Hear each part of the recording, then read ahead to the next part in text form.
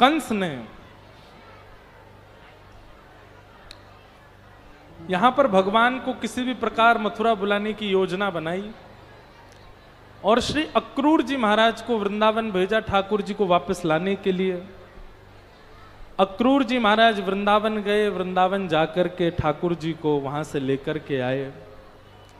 ब्रजवासी खूब भावुक हुए, खूब रोए, पर ठाकुर जी अपने प्रेम रूप से तो वृंदावन में ही विराजमान हुए, परंतु जन कल्याण और विश्व कल्याण के लिए ठाकुर जी ब्रज से मथुरा आ गए। मथुरा में आकर के कुबलिया पीड़ हाथी का उद्धार किया,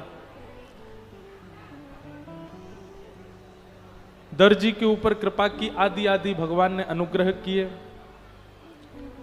शिव के द्वारा प्रदत्त कंस को जो धनुष है, उस धनुष का ठाकुर जी ने भंजन किया।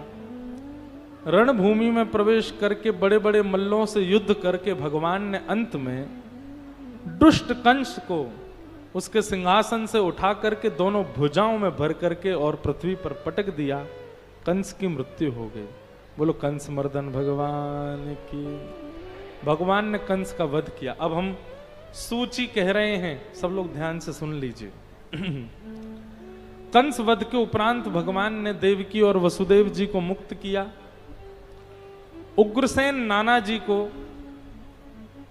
भगवान ने मथुरा का राजा बनाया। ठाकुर जी गुरुकुल पढ़ने के लिए अवंतिका उज्जैन आए और वहां सांदीपनी उपाध्याय के यहां भगवान ने अध्ययन किया। वहीं ठाकुर जी को सुदामा नाम के मित्र प्राप्त हुए। संपूर्ण विद्या प्राप्त करने के बाद ठाकुर जी वापस आए और एक दिन ब्रज की बहुत याद आई तो ठाकुर जी ने उद्धव को ब्रजमंडल भेजा। उद्धव ब्रज गए। ब्रज में जाकर के गोपियां और समस्त ब्रजवासियों से ठाकुर जी के पत्र जाकर के सुनाए। उद्धव गोपी संवाद आया। बहुत सुंदर करुण प्रसंग है श्रीमद् भागवत का। उद्धव जी वृंदावन गए। वृंदावन जाकर के सबकी सुध लेकर के आए। भगवान से कहकर के गए थे कि मैं शाम तक आ जाऊंगा। 6 महीने बाद लौट करके आए। 6 महीने तक उद्धव जी वृंदावन के प्रेम में ही पड़े रहे। अच्छा एक बात कहूं बंधुओं, वृंदावन आप जाने की टिकट बनवा लिया करो, जो बनवाते हैं, आने की मत बनवाया करो। जाया करो अपनी मर्जी से, आया करो ठाकुर जी की इच्छा से। ठाकुर जी कृपा करें तो आया करो लौट कर। वृंदावन से कभी भी लौटने की अवधि निश्चित मत किया करो। ठाकुर जी को बता के चले जाया करो, ऑफिस वगैरह जो भी है आपका, बोले हम जाने की तो करवा ले रहे हैं टिकट, अब लौटने की नाथ आप संभाल लेना सब। ठाकुर जी देख लेंगे। पता है क्या होगा? तब कथामृतम तप्त जीवनम, पूरा जीवन आपका तपा देंगे, जॉब छुड़वा देंगे, बॉस आपको फायर कर देगा, बोले रहे तू वृंदावन ही रहे। घर वाले कहेंगे लौट के मत आ जाइए, लौट वहीं रह तू, अब ऐसा जीवन कर देंगे। ठाकुर जी तो बड़े वो तो चाहती हैं सब छूट जाए, मेरे पास ही रहो, बस मेरे ही रहो। सर्वधर्मान परित्यज्य माम एकम शरणम ब्रज, अहम त्वा सर्व पापेभ्यो मोक्षयिष्यामि मा शुच। मैं तुम्हारा रक्षक बनूं, मैं तुम्हारा सर्वस्व बनूंगा, आओ मेरे पास। तो बहुत कठिन है भैया ठाकुर जी की शरणागति। उद्धव जी महाराज कह करके तो गए थे कि शाम तक आ जाऊंगा, 6 महीना बाद लौट करके गए। भगवान को बड़ी प्रसन्नता हुई कि उद्धव प्रेमी हो गया। बहुत सुंदर प्रसंग है, उसको प्रणाम मात्र करते हैं। मथुरा के ऊपर चढ़ाई कर दी जरासंध ने। 17 बार ठाकुर जी ने जरासंध को हरा दिया। 18वीं बार जैसे जरासंध आया तो ब्राह्मणों को अनुष्ठान पर बैठा करके आया। ठाकुर जी बोले अनुष्ठान विफल हो जाएगा यदि अब की बार हमने इसको हरा दिया तो। ब्राह्मणों की रक्षा के लिए, अनुष्ठान की रक्षा के लिए ठाकुर जी 18वीं बार युद्ध हार गए। और कैसे हारे? रण छोड़ के भाग गए ठाकुर जी। गौ ब्राह्मण और संत विप्र, इन्हीं के लिए तो ठाकुर जी आए हैं पृथ्वी पर। ठाकुर जी बोले भैया हमारे ब्राह्मणों का अनुष्ठान नष्ट हो जाएगा और ये ब्राह्मणों को पीड़ा देगा यदि अब की बार इसको हरा दिया तो ब्राह्मणों को पीड़ा ना हो, ब्राह्मणों को कष्ट ना हो, इसके लिए ठाकुर जी रण छोड़ करके चले गए। बोलो रण छोड़ राय भगवान के। और रण छोड़ करके सीधे पधारे कहां? द्वारिका मां कौन छे राजा रण छोड़, माखन नो चोर छे राजा रण छोड़, सुदामा नो मित्र छे, गायो नो गोपाल छे, द्वारिका मां कौन छे? राजाधिराज गौ ब्राह्मण प्रतिपालक श्री कृष्णचंद्र भगवान की, द्वारिकाधीश की। अब तो ठाकुर जी महाराज द्वारिकाधीश बन गए। राजाधिराज वसुदेव नंदन देवकी नंदन गौ ब्राह्मण संत प्रतिपालक श्री कृष्णचंद्र भगवान द्वारिकाधीश बन गए। एक बात सदैव याद रखना बंधुओं, ठाकुर जी कभी राजा नहीं बने, श्री कृष्ण कभी राजा नहीं बने, ना तो मथुरा के बने ना द्वारिका के बने। राजा हमेशा उग्रसेन ही बने। ठाकुर जी की चलती थी इसलिए सब उनको राजा बोलते थे, राजा तो उग्रसेन ही थे द्वारिका के भी। ठाकुर जी का स्वरूप ऐसा ही था कि इतना आकर्षण था उनमें कि उन्हीं की मानते थे सब लोग। जैसे हमारे महाराष्ट्र में भी श्री छत्रपति शिवाजी, वो तो राजा हैं, पर एक समय के बाद पेशवा बाजीराव की सब मानते थे। ऐसा नहीं कि उनको राजा, वो राजा वही हैं, पर पेशवा भी यदि कुछ कहते तो सब स्वीकार करते थे। तो ऐसे ही महाराज हमारे द्वारिका के राजा भी उग्रसेन ही हैं, पर हस्ताक्षर कृष्ण के ही चलते हैं, उन्हीं की बात से ही सब काम होता है, इसलिए उनको राजाधिराज कहा जाता है। गद्दी पर बैठ करके पदवी मिले ये कोई विशेषता थोड़ी है, बिना गद्दी के पदवी मिल जाए ये विशेषता है। ठाकुर जी की ऐसी विशेषता, ऐसी ठाकुर जी के ऊपर अनुग्रह हुआ, कृपा हुई। बलराम जी का विवाह रेवत राजा की पुत्री रेवती के साथ में हुआ। अब भगवान कृष्ण की बारी आई और जैसे ही ठाकुर जी की बारी आई, महाराज महाराष्ट्र में कौंडनपुर है, वहां कौंडन्यपुर के राजा भीष्मक, उन्होंने ठाकुर जी को, उनकी पुत्री का नाम रुक्मणी, वो रुक्मणी ठाकुर जी से बहुत प्रेम करती थी, भगवान को पत्र लिखा। पत्र देख करके ठाकुर जी आनंदित हो गए और भगवान सुंदर श्रृंगार करके पधारे और श्री रुक्मणी जी के साथ में वर्ण कर लिया, उनके साथ विवाह हुआ। बोलो रुक्मणी रमण भगवान की। रुक्मणी जी के साथ में ठाकुर जी का मधुर वर्ण हो गया। अब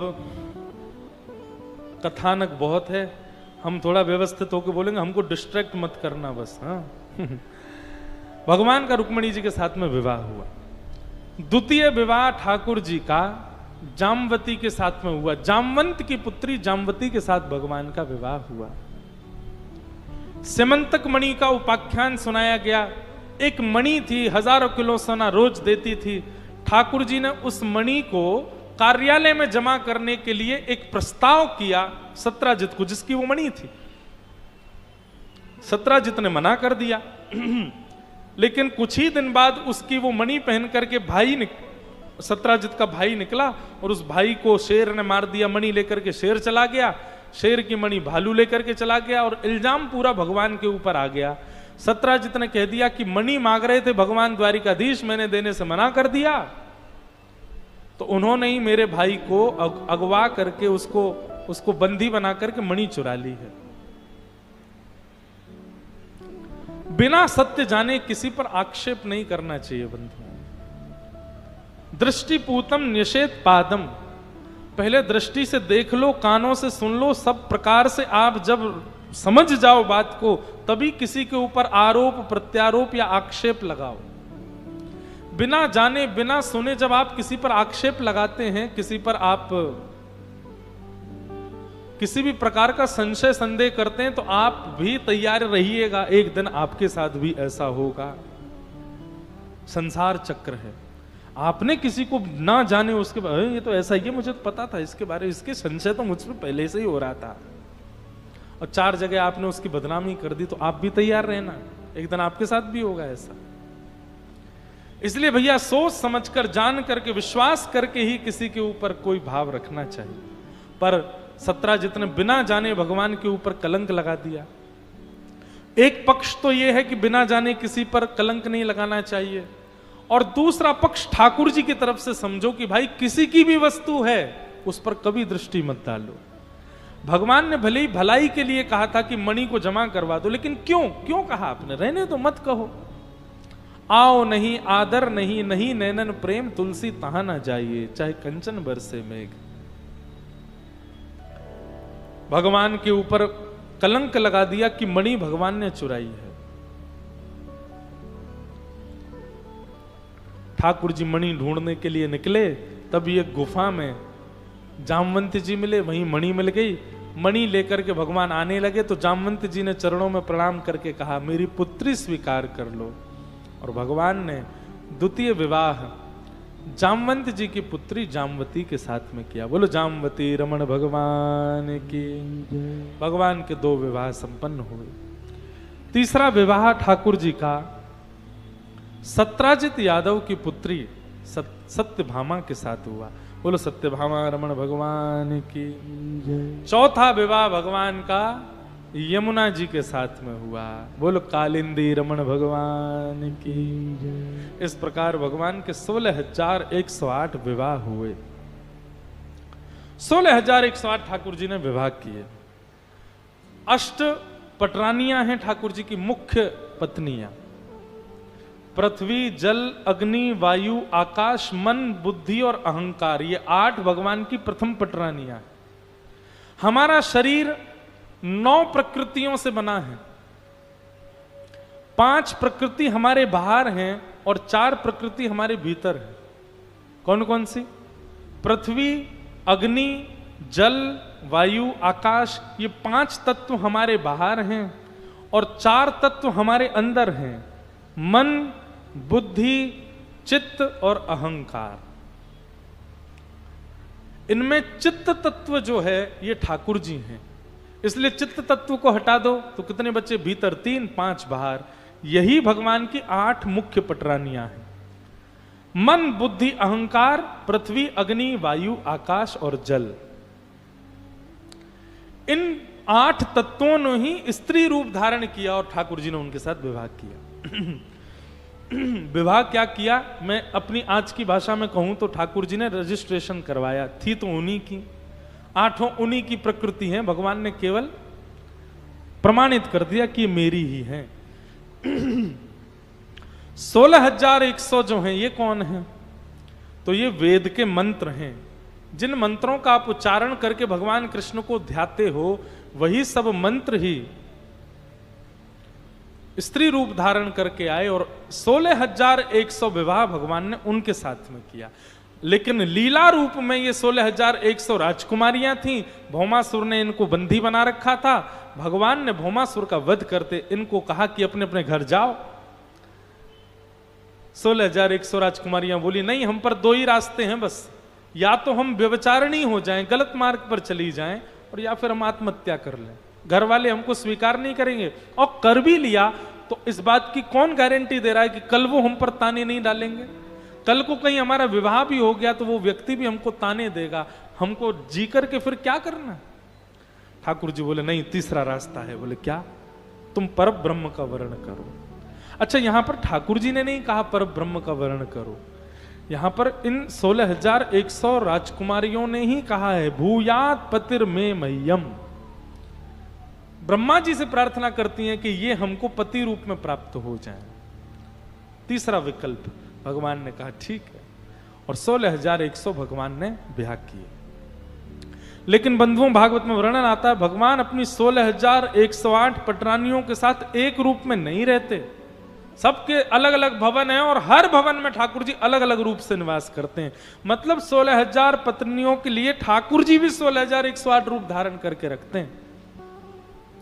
इसलिए इसको सामान्य लीला मत समझना कि ठाकुर जी ने 16,108 ब्याह किए, हम 2-3 कर लें।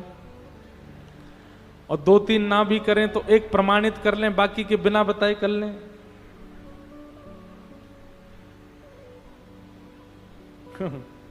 वाह, तो अब होली होगी तभी ले आना। यूं बोले रुक्मणी विवाह की झांकी तैयार है।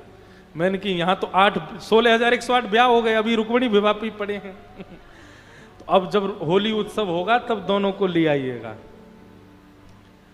अभी होली उत्सव भी होगा ना कथा के विराम में, तब रुक्मणी, अब ये सोचना रुक्मणी जी नहीं राधा रानी आई हैं, इसीलिए अब कथा के विश्रांति में दोनों स्वरूपों का यहाँ पर आगमन हो जाएगा, उसी समय आनंद करेंगे।